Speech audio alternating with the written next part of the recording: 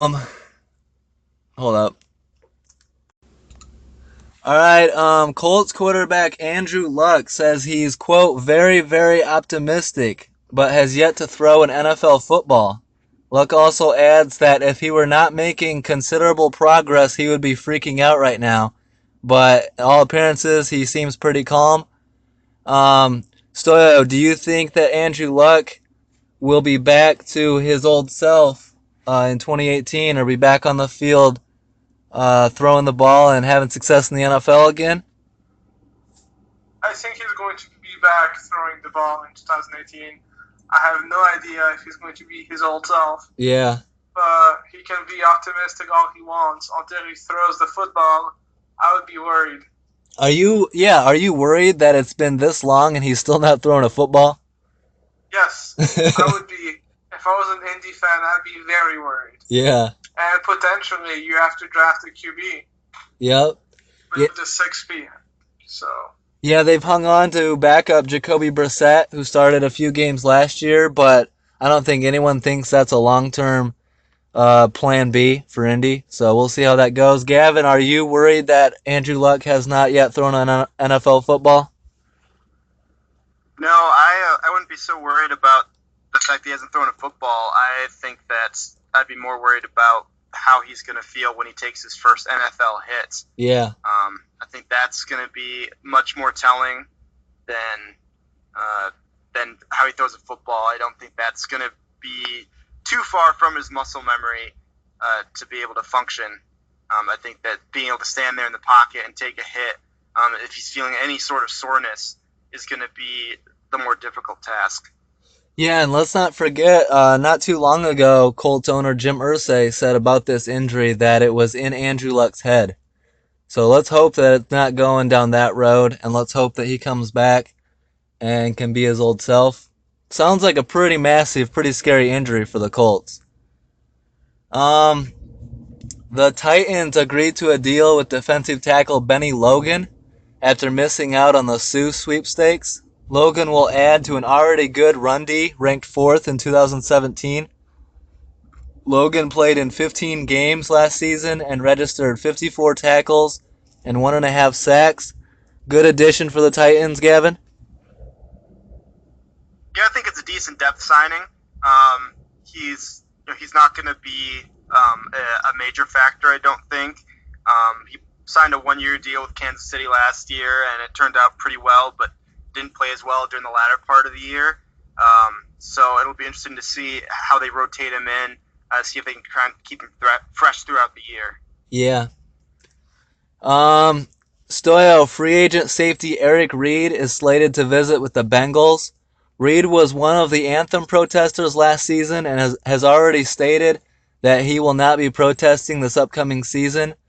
Reed still has some talent from what I've seen, and I'm rooting for him to get a job and get back on the field. I think that he could be a good fit for a team like the Bengals. You think that they should go ahead and sign us Eric Reed? absolutely, he's a good player. Yeah. He's definitely a starter, and he should have a job by now. Yeah. And I hope him the best. Just because you make a political statement doesn't mean you shouldn't be able to earn a living. So, Yeah, especially if he's already agreed that he's not going to do it again. I think just because you do something once, you should be able to have another chance to, he's already said that he won't. So I think if you're the NFL, you kind of have to give him another shot. I don't know. We'll see what they do. Gavin, do you think that Eric Reed can be a good fit for the Bengals? Absolutely. I mean, the Bengals have never shied away from what some people consider character concerns in their players. So they're used to dealing with some distractions as far as that goes. And I think that Eric Reed's are far and away less of a true problem than some of the other guys that they've drafted and had success with. Yeah. So props to Marvin Smith for being able to keep those guys in line. But I think that he definitely can be productive. He was a first-round pick there in San Francisco. Definitely has a chance to still produce. He's still relatively young. So best of luck to Cincinnati as they try and get out of third place in the AFC North. Yep, constant struggle there in Cincinnati. Um, Stoyo, the Cowboys owner Jerry Jones is expected to meet with star wide receiver Dez Bryant on Friday to see if he will take a pay cut to stay in Dallas. I've been saying since the end of last season that I don't think Dez Bryant will be back in Dallas. Do you see Dez Bryant taking a pay cut? Do you think Jerry Jones can coax him to do something like that? I don't think so. Yeah. And this is probably his last big contract, so he does not want to give up any money. And I wouldn't. Yeah. The contract is between two sides, and he handed up his end of the deal. Now the Cowboys have to pay him. I mean, I get it that Dallas wants to keep him, but if I'm Dez Bryant, why do I want to stay? I haven't had good chemistry with Dak Prescott since he took over. My numbers are down, and they want me to take a pay cut. Why not leave, go somewhere where a team is thirsty for a number one wide receiver, get paid like that, and maybe have better chemistry with a different quarterback? What do you think, Gavin? I think that's risky. Stoyo alluded to it earlier that sometimes wide receivers and quarterbacks they struggle to develop chemistry. Yeah. He's 29. He'll be 30. At the end of this season, which is approaching the end for receivers. The one advantage he has over Deshaun Jackson is that he's never been known for his elite speed. It's his mechanics and his catches and his size that have helped him be the receiver that he has been. So he definitely has an advantage there, and he can probably play a little bit longer. But I'm definitely on his side as far as the contract goes. I'm always on the player's side when it comes to contracts. The owners have a little bit too much freedom, I feel, in being able to cut guys and not take as much of a hit as they should when they make promises to them. And the players have to live up, but the owners don't, which I've never been fully for.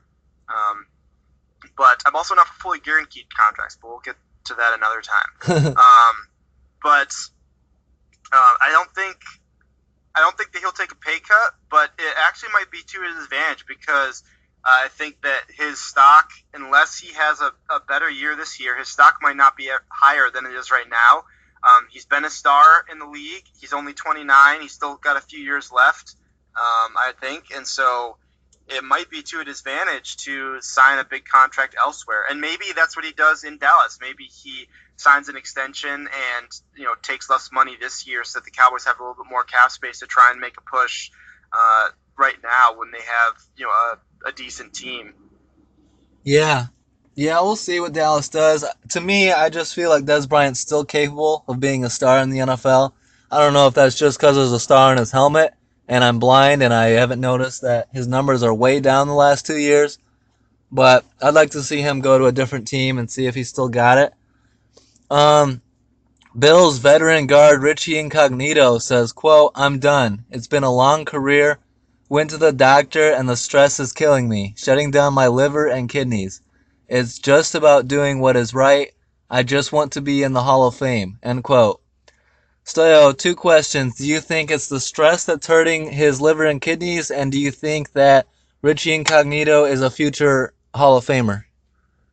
I don't think he's a future Hall of Famer. Yeah. And I have no idea where his stress is coming from. Yeah. It's a bit surprising seeing him call it a career so early. What do you think, Gavin? Do you think that Incognito is a Hall of Famer? I don't think so. Yeah. I think his involvement in the bullying situation there in Miami is going to be something that the NFL isn't going to want to award. Not that they'd be awarding him for that in particular, but unfortunately, he doesn't play a skilled position. And while he was certainly a good player, his most famous thing in the public's eye and in the fans' eyes is the bullying issues that he had in Miami. So to put him in the Hall of Fame, I think if it does happen, which I don't know if it was even that good, anyways. Yeah. I think that it's going to be a long time, and the NFL would, if they're wanting to get him in there, I think they're going to have to wait a while so that people can forget about what happened in Miami. I'm with you. I can name quite a few other Pro Bowl offensive linemen that I'd put in there before I'd put Richie Incognito. But we'll see. If he gets in, more power to him. Stoyo, the Ravens schedule a workout with quarterback Lamar Jackson. And we've also heard a source say that an NFL team has attempted to get a hold of Lamar Jackson over 7 times, but still no response. Um, do you still, how do you feel about Lamar Jackson? Do you think he's a good fit for a team like Baltimore? What do you think, Stoyo? I don't know if he was the best fit for them, but Lamar Jackson has such a high ceiling, maybe the highest ceiling out of the QBs. You know that if you would draft him, you get a tremendous athlete. And under the right guidance and coaching, I think he could be an NFL starter. Yeah, I agree with you on that. Um, Gavin, the Jets CEO Chris Johnson says he will be very much involved in the upcoming draft process. Chris is stepping in for his brother Woody Johnson, who is busy serving as ambassador to the UK. Jets expected to be working out quarterback Baker Mayfield this week, and Chris Johnson says, quote, "We are headed in the right direction." Gavin, do you see the Jets as headed in the right direction if they can land a quarterback in the first round? That's definitely the right direction because that's the first piece you need to be a successful NFL team. Yeah. And that's not something that they have right now, at least not for the long term. So definitely the right move to take a quarterback. I'm not sure that Mayfield is the guy, but I guess if that's who they go with, that just makes me more confident that he isn't going to be a success in the NFL. So thanks, Jets, for just affirming my beliefs. Yeah, I think the Jets are a tough place to be a successful at a quarterback. Just in history in general, it's a tough place to go win, especially right now where, I mean, they might be headed in the right direction, but they've got a lot of holes still to fill. What do you think about this, Stoyo? Is the Jets a good heading in the right direction? I'm not sure. When you hear that owner wants to be more involved, that's definitely not what you want to hear. Yeah. If you're the GM there, yeah, I wouldn't want my new owner especially to be involved. So I don't know what's up with some teams that can just never get a QB, and it seems like the Browns and the Jets are one of them. Yep, So I agree. The Broncos are expected to host quarterback Josh Allen for a workout this week. Former NFL quarterback Dan Orlovsky has some criticism of Josh Allen, believes that he has a hard time processing defensive looks and blitz pickups. Josh Allen does record the highest Wonderlic score, and the Browns may be interested in picking Allen at number 1. Um, Stoyo, do you believe that this would be a smart move for the Browns to draft Josh Allen with the number 1 overall pick? I don't think so. I think there'd be a reach. I have a hard time with Josh Allen just because of his accuracy. People love his huge arm, but I don't think that's the biggest necessary trait you need to have in the league. I think accuracy is much more important. Yeah, I saw his workout in Wyoming and he threw the ball from his own 10 to the other 10. It was in the air for 80 yards. And he's definitely got the arm, but in my opinion, I said before I like Josh Allen, but I think this would be such a typical Browns move when the best option is Sam Darnold sitting there at number 1. And if the Browns don't take Sam Darnold, it's just another mistake in Cleveland history. What do you think, Gavin?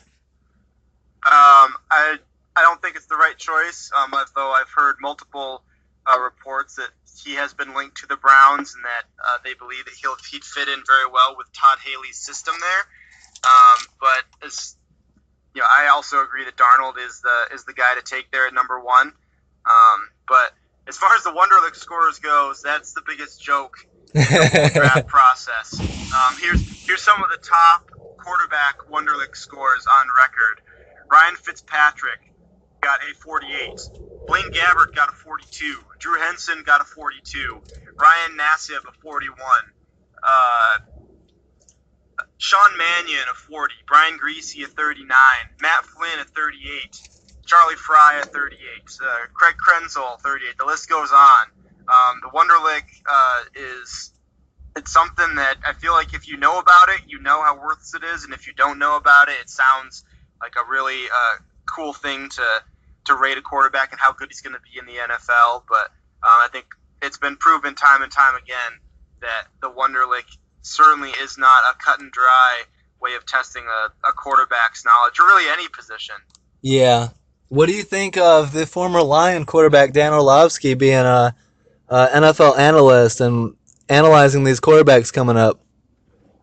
I'd really like to know his thoughts on running out the back of the end zone while you're trying to make the pass. What his thoughts are on that move. If he thinks there'd be a success in a game time situation by doing that, keeping yourself from getting sacked, taking that hit, you bitch. But no, I mean he knows a hell of a lot more about football than I do. So much respect, Dan. Don't take it personal, Dan. Struggle, especially as a Lions fan, to listen to someone that made such an awful mistake. Yeah. To then be criticizing somebody that's a lot of people are really high of it. That it's always going to pop up, and it's unfair to Dan. But I still don't think that Cleveland should take him number one. Yeah, I think we can all agree on that. The Dolphins turned down a trade for Broncos running back C.J. Anderson, where they would be giving up right tackle Jawan James. They reached a verbal agreement, but then backed out. Miami is bringing in free agent safety Kenny Vaccaro for a visit, but they already have safeties Rashad Jones and T.J. McDonald on the roster, so we'll see what Miami keeps doing there.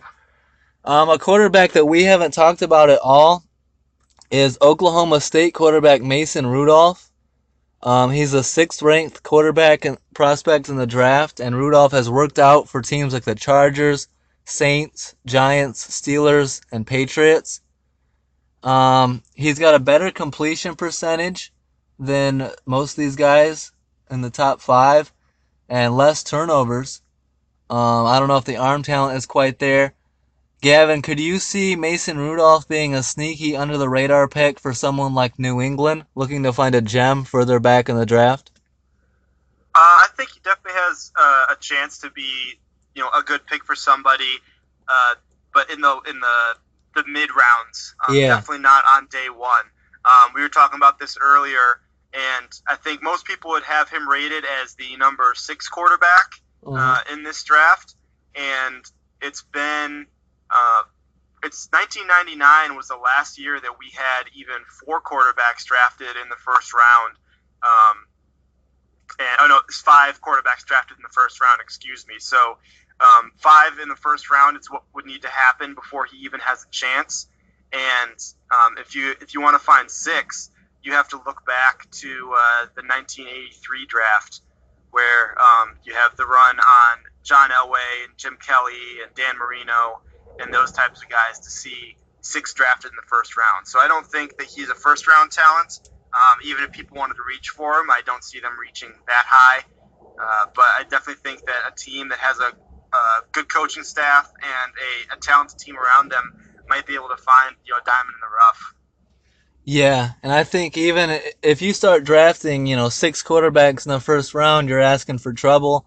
Even that year when they had Elway and Marino and Kelly, you had some misses like Todd Blackledge and these different guys. So I think that he could be a good fit. Rudolph could be a good fit later. What do you think on Mason Rudolph, Stoyo? You think the Patriots could take a guy like that, plug him into their system, and develop him, much like Garoppolo?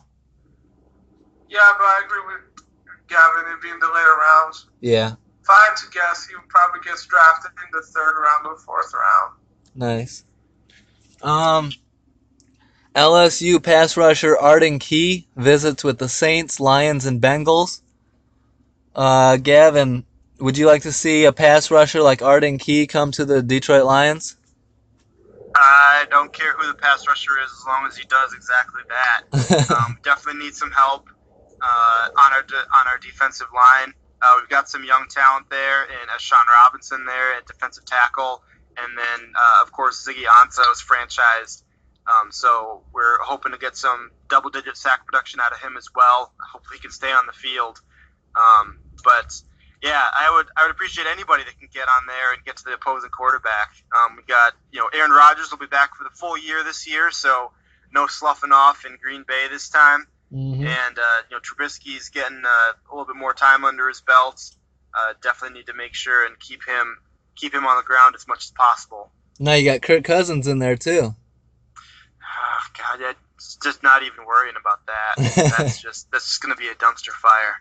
Seriously, that team's gonna be crazy. You got Dalvin Cook coming back too. That's ridiculous. Yeah, and their defense pretty much stays intact. Yeah, and you add Sheldon Richardson to that defense too. Oh gosh, yeah. It's NFC North is going to be an interesting race for the number one spot because even with Cousins there at that defense, a healthy Aaron Rodgers who hasn't played for a full year, I think that guy's going to be motivated. I think those are going to be some really good games this year.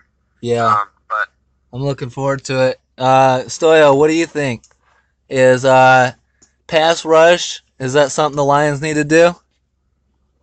Yeah, pass rushing is very important. Yeah. A lot of teams need extra help. Yep. All right, former University of Florida, South Carolina, and former Washington Redskin head coach Steve Spurrier is in the news, accepting a head coach job for the Orlando franchise of the new Alliance of American Football League that's expected to begin in February of 2019. And Spurrier has recently began recruiting for Heisman and NFL quarterback Tim Tebow, trying to get him away from the New York Mets. Stoyo, would you be interested in the AAF if Tim Tebow and Coach Spurrier are out there? No. You're not into it? No, not one bit. I'd watch Tebow throw the ball around. Really? That's such a pretty sight that you miss? I'd watch No it. thanks. What do you think, Gavin? Good, smart decisions for Orlando?